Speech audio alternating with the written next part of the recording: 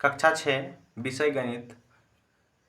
आप लोगों को जो गर्मी छुट्टी मिला था उसमें जो होमवर्क मिला था असाइनमेंट के लिए, ये गणित का है। क्वेश्चन नंबर 1 देखिए क्या कहता है। क्वेश्चन नंबर 1, एक कागज का एक बड़ा शीट या चार्ट पेपर लीजिए। इस पर एक से शुरू कर लगातार विषम संख्याओं को जोड़ते हुए 10 वर्ग संख्याओं का पैटर्न तैयार कीजिए। उन संख्याओं का चित्रात्मक निरूपण भी कीजिए। तो बच्चों क्या करेंगे हम, सबसे पहले एक बड़ा सा शीट या चार्ट पेपर, आपको जो स्कूल में चार्ट पेपर दिया गया होगा वो चार्ट पेपर, अगर नहीं दिया गया है या अगर आप चार्ट पेपर पर नहीं भी बनाना चाहते तो कॉपी पे बना लीजिएगा। देखिए कैसे बनाना है। सबसे पहले कॉपी पे क्वेश्चन नंबर 1 लिख लीजिएगा, क्लास 6 विषय गणित। ऐसे लिखने के बाद देखिए विषम संख्या कह रहा था। सबसे पहले यहाँ पे क्वेश्चन में कह रहा था विषम संख्या का उपयोग करके जो है विषम संख्याओं को जोड़ते हुए वर्ग संख्याओं का पैटर्न तैयार करना है विषम संख्या से लेकर के। तो देखिए विषम संख्या पहले कहते हैं विषम संख्या कहते किसे हैं, पहले ये समझ लीजिए। वैसी संख्या जिसमें 2 से पूरी भाग नहीं लगता है उसे कहते हैं विषम संख्या। वैसी संख्या जिसमें 2 से पूरी भाग नहीं लगता उसे क्या कहते हैं, विषम संख्या कहते हैं। जैसे विषम संख्या में आपको अगर देखना है तो 1, 3, 5, 7, 9, 11, 13, 15, 17, 19 इस तरह करके विषम संख्या होते रहता है। तो क्वेश्चन जो हमें दिया है सिर्फ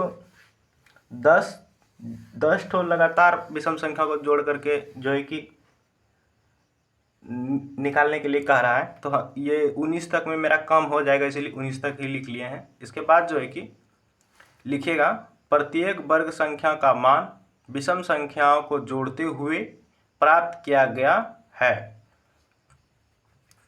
ये चीज़ लिखने के बाद आपको जो है कि कुछ इस तरह का एक टेबल बना लीजिएगा, इस तरह का। ये जो इधर लिखे हैं हम, ये संख्या लिखे हैं, मतलब 1, 2, 3 इन सब का वर्ग निकालेंगे हम। वो कैसे वर्ग निकालेंगे, 1, 2, 3, 4, 5, 6 जो ये लिखे हैं इसका वर्ग निकालेंगे। और वर्ग निकालेंगे कैसे, तो विषम संख्याओं को जोड़ करके जो है कि वर्ग निकालने का रहा है आपके क्वेश्चन में। तो निकालेंगे विषम संख्याओं को जोड़ के। पहले ये समझ लीजिए कि वर्ग होता क्या है।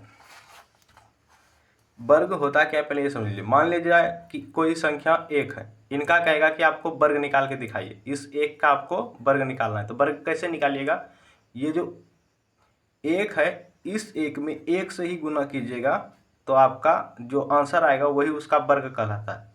देखिए कहने का मतलब, अगर मान लीजिए मुझे 5 का कह दिया वर्ग निकालने, कहेगा 5 का वर्ग निकाल के बताइए कितना होगा।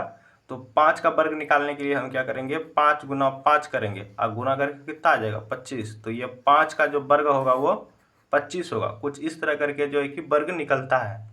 अगर 6 का वर्ग निकालने के लिए आपको कहेगा तो 2 ठो 6 को आपस में गुना करना पड़ेगा और जितना आएगा 36 आया तो ये 6 का जो वर्ग होगा वो 36 होगा। इस तरह करके वर्ग निकलता है। तो मुझे जो है कि 10 ठो संख्याओं का वर्ग कर रहा था निकालने के लिए। तो देखिए हम यहाँ से यहाँ पहले इस तरह का ऊपर में लिख लीजिएगा। इसके बाद देखिए 10 ठो संख्या लिखिएगा, मतलब यहाँ से 1 से स्टार्ट करके 10 तक लिखेंगे। अब इन्हीं 1 का देखिए जैसे 3 है, इसी 3 का जो है कि वर्ग निकाले हैं, या 4 का वर्ग 16, 4 गुना 4 कीजिएगा तो 16 आएगा, 5 गुना 5 कीजिएगा तो 25 आएगा। लेकिन गुना करके नहीं कह रहा निकालने के लिए, कहता है कि विषम संख्याओं का जो है ना जोड़ के निकालिए।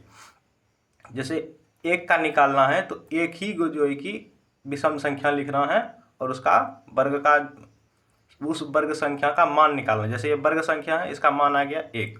अगर वर्ग संख्या 2 रहेगा तो विषम संख्या जो लिखेंगे 2 ठो विषम संख्या लिखेंगे, लगातार वाला विषम संख्या लिखेंगे। जैसे देखिए 1 के बाद जो विषम संख्या आता है वो 3, तो 1 और 3 को लिखेंगे। अगर 2 का बोलेगा, 2 का कहेगा निकालने के लिए, अगर 2 का मान लिया मुझे कह दिया कि 2 का निकाल के दिखाइए मुझे वर्ग, तो वो भी किसकी सहायता से, विषम संख्या की सहायता से। 2 का कहेगा तो 2 को विषम संख्या लिखेंगे जोड़ में, जोड़ के कितना आएगा 4। तो ये 2 का जो है वर्ग हो जाएगा वो होगा हमारा 4। अगर मुझे कह दिया कि 3 का वर्ग निकाल के दिखाइए तो क्या करेंगे, कि 3 गो ये विषम संख्या लेंगे, लगातार विषम संख्या, मतलब 1, 3 और 5, ये और तीनों को जोड़ देंगे। 1 को जोड़ेंगे, फिर ये 3 को जोड़ेंगे, फिर ये 5 को जोड़ेंगे, जोड़ के कितना आ जाएगा, 5, 3, 8 और 1 जोड़ेंगे तो 9। ये 3 का जो वर्ग आएगा वो हमारा 9 आ जाएगा। इस तरह करके आता है। तो वही लिखे हैं, देख लीजिए। 1 लिखे हैं तो 1 विषम संख्या लिखे, मान आएगा 1। 2 लिखे हैं तो 2 को विषम, मतलब 2 का वर्ग निकालना है मुझे, ठीक है। संख्या 2 का मुझे वर्ग निकालना है तो क्या करना पड़ेगा, 2 ठो विषम संख्या को आपस में जोड़ेंगे तो 4 आएगा, मतलब 2 का जो वर्ग आएगा वो 4 आएगा। फिर देखिए संख्या 3 का अगर मुझे वर्ग निकालना है तो क्या करना पड़ेगा, 3 ठो विषम संख्या को जोड़ना है और जोड़ के यहाँ पे लिखना है, 5, 3, 8 और 1, 9। फिर 4 का अगर आपको निकालना है वर्ग तो क्या करना पड़ेगा, 4 ठो विषम संख्या लेंगे और चारों को जोड़ करके यहाँ पे लिखेंगे। मतलब यहाँ पे जो लिखा हुआ है ये सब जोड़ करके लिखा हुआ है। यहाँ पर जो 25 आया है, 5 को विषम संख्या को जोड़ करके आया, ये 36, 6 को विषम संख्या को, और ये 49 जो आया है ये 7 को विषम संख्या को जोड़ के आया है, और ये 64 8 को विषम संख्या को जोड़ करके आया है, और ये 81 ये 9 को विषम संख्या को जोड़ करके आया है, और ये जो 100 है ये यहाँ से लेकर के यहाँ तक, मतलब कि 10 ठो लगातार 10 ठो विषम संख्या को जोड़ करके ये आया है, ठीक है। आप यहाँ तक कर लीजिएगा। इसके बाद जो है कि आपको निष्कर्ष में लिख देना है कि विषम संख्या का जो योग होता है वो क्रमशः वर्ग संख्या के बराबर होता है। कहने का मतलब विषम संख्या का जो योग होता है, कहने का मतलब जिस भी संख्या का आपको वर्ग निकालना है, जैसे मान लीजिए मुझे 8 का वर्ग निकालना है तो क्या करेंगे हम कि 8 गो विषम संख्या, लगातार 8 गो विषम संख्या को आपस में जोड़ेंगे तो क्या निकल जाएगा, 8 का मेरा वर्ग निकल जाएगा। तो वही तो चीज़ हम यहाँ पे लिखे हुए हैं, ठीक है, भाषा में। और फिर ये भी लिख देंगे लास्ट में कि यह गणित सत्य, मतलब गणितीय सत्य है।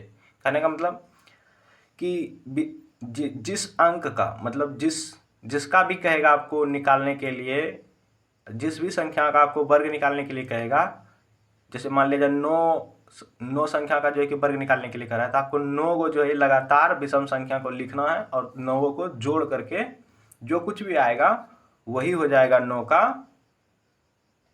वर्ग। जैसे इन सब को जोड़ करके 81 आया, ये 81 9 का वर्ग है, ठीक। इस तरह कीजिएगा तो आपका क्वेश्चन सॉल्व हो जाएगा। आप चाहे तो फिर से एक बार देख लीजिए शुरू से, पहले कुछ इस तरह लिख लीजिएगा, फिर ऐसे बना लीजिएगा, फिर इससे थोड़ा नीचे और भी देख लीजिए, ऐसे करके बना लीजिएगा आप लोग। ये क्वेश्चन नंबर 1 सॉल्व हो गया। अब क्वेश्चन नंबर 2 देख लेते हैं क्या कहता है। अपने घर में उपलब्ध वस्तुओं जैसे कि चश्मा, टेबल, कुर्सी, चिमटा, साइकिल जैसे अन्य साधारण वस्तुओं को देखिए। उनकी भुजाओं और शीर्ष का अवलोकन करते हुए उनमें विभिन्न प्रकार के कोनों की पहचान कीजिए।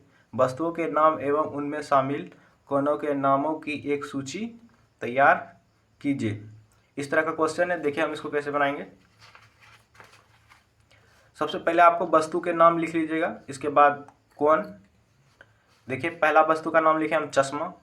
चश्मा जो होता है वो किस तरह का होता है, तो चश्मा का जो होता है वो समकोण तरह का होता है, इसलिए यहाँ पे समकोण लिख दिए। अब देखिए टेबल।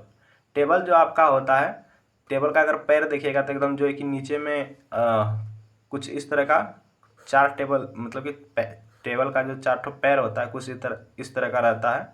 ऊपर पे से टेबल रहता है ना ऐसे करके, और नीचे में चार जो पैर, तो कुछ जो है कि 90 डिग्री पे जो है कि ये खड़ा रहता है, इसलिए समकोण लिखेंगे इस जगह पे, ठीक है। इसके बाद देखिए क्या है, इसके बाद आ गया कुर्सी। कुर्सी भी ज़्यादातर समकोण ही होता है, इसलिए समकोण लिख देंगे। चिमटा जो होता है, चिमटा अगर आप लोग नहीं जानते हैं तो समझ लीजिए, चिमटा जो होता है जब रोटी पकाता है ना तो रोटी को पलटाने में जो है कि हाथ जल जाता है, तो उस स्थिति में जो है कि बचने के लिए एक चिमटा होता है, जो कि उस चिमटा से रोटी को उल्टाया जाता है, ठीक है ना। चिमटा होता है तो वो भी जो है कि वो कुछ इस तरह का चिमटा होता है। देख लीजिए चित्र बना दें, अगर हम ऐसे बनाएं, ऐसे करके रहता है चिमटा कुछ इस तरह का, ठीक है, इस तरह का रहता है। और महिला सब जो है कि इस चिमटा को हाथ से ऐसे पकड़ करके रोटी जो है कि ऐसे उल्टाती है, तो इस तरह का चिमटा रहता है, इसका जो कोण रहता है न्यून कोण रहता है, इसलिए हम न्यून कोण लिख दिए हैं इस जगह। इसके बाद साइकिल, साइकिल भी न्यून कोण ही होगा। आप कहिएगा कि न्यून कोण साइकिल कैसे होगा। देखिए साइकिल का जो बीच वाला फ्रेम होता है कुछ इस तरह का होता है, 3 कोण की तरह इस तरह करके, मतलब बीच वाला, ठीक है। वैसे तो इधर और इधर तो साइकिल का पहिया रहे करता है, लेकिन बीच वाला जो फ्रेम रहता है कुछ इस तरह का रहता है। इस पैडल लगा रहता है, इस हैंडल, और इधर जो है कि पीछे वाला सीट रहता है। तो ये जो है कि साइकिल जो है कि न्यून कोण की तरह ही रहता है, तो साइकिल में हम न्यून कोण लिख देंगे। इस तरह लिख दीजिएगा, आपका क्वेश्चन नंबर 2 जो है कि सॉल्व हो जाएगा। देख लीजिए फिर से क्वेश्चन नंबर 2 इस तरह लिख दीजिएगा, सॉल्व हो जाएगा आपका 2 नंबर।